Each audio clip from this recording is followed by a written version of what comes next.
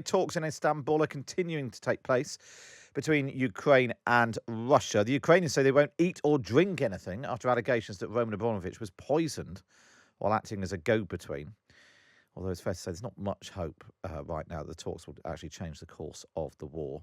Also today, the Tory MP Ahmed Khan is due to go on trial, accused of groping a 15-year-old boy. And the Duke of Edinburgh will be remembered at a memorial service at 11:30 this morning at Westminster Abbey. There had been some doubt, but it seems the Queen now will be able to attend. And we'll keep across all of those stories, of course, throughout the day here on Times Radio. Well, let's turn our attention then to the situation in Ukraine and exactly how these talks seem to be going. There's a suggestion that Roman Abramovich was poisoned with a suspected chemical weapon in Kyiv earlier this month. He was there as this sort of unofficial intermediary between the two sides.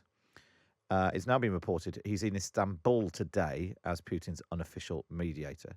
At the same time, the names and addresses of 620 supposed Russian spies have been leaked online, which, if true, could cause a major headache for the elite intelligence agency. So elite, apparently, that one of them, this is great, one of the agents' Skype username was listed as James Bond 007. They've got a sense of humour, if nothing else. But let's now speak to Frank Ledwidge. He's a former military intelligence officer, having served in the Balkans, Kosovo, Iraq and Afghanistan, and joins me now. Hi, Frank. Good morning, Matt. Let's start, first of all, with this role of Roman Abramovich. What exactly is he doing? Is this, a sign that, I suppose we think there's a war on, this should be, leaders talking, but actually to get to that point, there's got to be some sort of unofficial talks first. It just seems a bit weird that the former, or I suppose, sort of owner of Chelsea is involved. Yeah, it's very weird. I've never quite understood what his role was with respect to this, since he did seem to be nominated by the Ukrainians, but I mean, you never know. And it's even stranger that he seems to have got himself poisoned, or seems to have been poisoned. For whatever reason, which we can perhaps chat about. And who? Because it's not clear who's done the poisoning either. There's like some speculation that it's Russians who don't like the idea of doing a deal, rather than necessarily being the Kremlin itself. And I suppose the point about poisoners is they tend not to own up to it.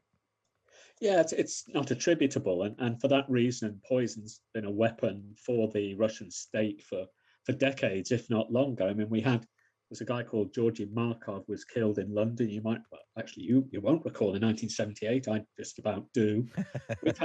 We've had Litvinenko, of course. We had Yushchenko, who was the president or presidential candidate for Ukraine way back, and so on. We had the Salisbury poisoning and Navalny and so forth. So it's not attributable.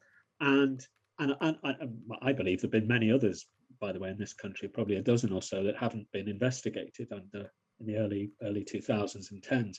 But look, who knows what's going on? There might be a factional element in this. It might be sending a message. I think that's what Abramovich thinks. It's difficult to speculate, but that seems to me the most likely reason for this madness. The idea of poisoning, it all seems a bit sort of old school, a bit, it is a bit James Bond. Because it's sort of quite risky, I suppose. That's even for the person doing it. It's quite risky, and for the sort of the ultimate impact. I mean, it seems like more of a propaganda tool, as we could get you wherever you are type thing, rather than the actual impact of the poisoning itself. Well, I think you're right there, Matt, about the messaging. It's we can get you if we want you, and we know that the Russians have been a crowd of bunglers to a large extent with respect to poisoning, or lethally dangerous bunglers, but bunglers nonetheless, since the only cases we know of have been the cases that they've failed or screwed up, such as Salisbury. But yeah, this is a message. It's we can get you if you want, and you won't be able to attribute it to us, unlike perhaps a direct assassination by some other means. And on this this leak of the supposed leak of the details of 620 FSB officers, I suppose to some extent we've been led to believe, or we've fallen into the impression in recent years of Russia being a sort of elite country, one of the G7. Well, it wasn't the G7, of course, but still in the G20. So UN Security Council. This is a smart, modern, elite country.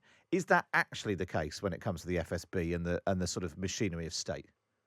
Well, look, the answer is no. This FSB, of course, was the KGB. Before that, the NKVD. They're in the same building in Moscow, which, by the way, was the address given for many of these guys in the leak. They're the same organization, and once again, subject to factions and what have you.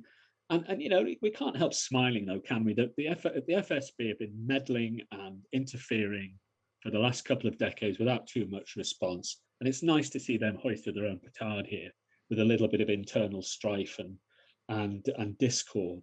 But there have been some serious messaging, not really messaging, but more messages coming out of the FSB. It's very clear there's a lot of dissent in there now, the war, and a view is being taken within there, or so we're led to believe, I think, probably quite accurately, that a lot of them are really not happy with what's going on there in Ukraine.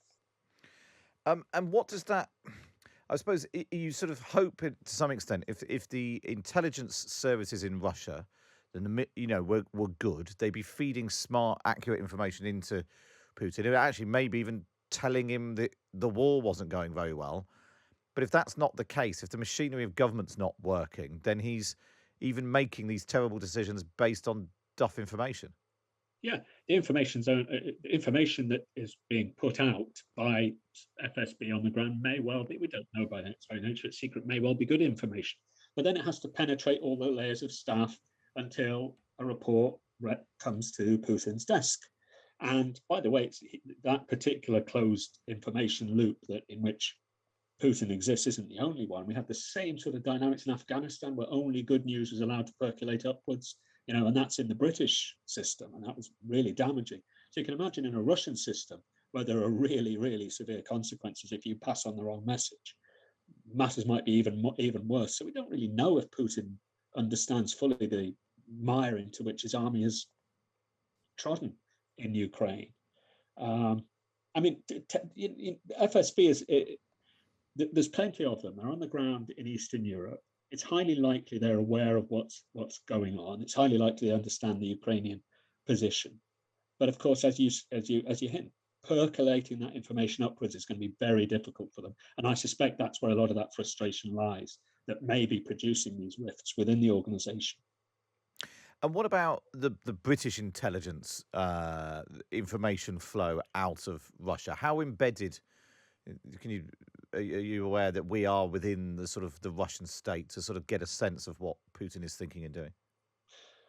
Well, nobody knows. But what I think we can say is that the British and American, particularly American intelligence, prior to the war, was really excellent. I mean, I probably wasn't the only one of being a little bit skeptical about it, given what happened before. But we were wrong in that. The intelligence coming out was really, really good.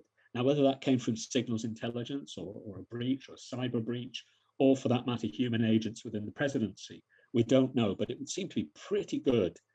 They predicted fairly exactly what the Russian objectives were going to be and when they were going to start the operations. So I think we can take some comfort in that. It was really good to speak to you as ever, Frank. Thanks for coming back on. We'll hopefully speak to you again. That's Frank Ledwidge. He's a former military intelligence officer who served in the Balkans, Kosovo, Iraq and Afghanistan.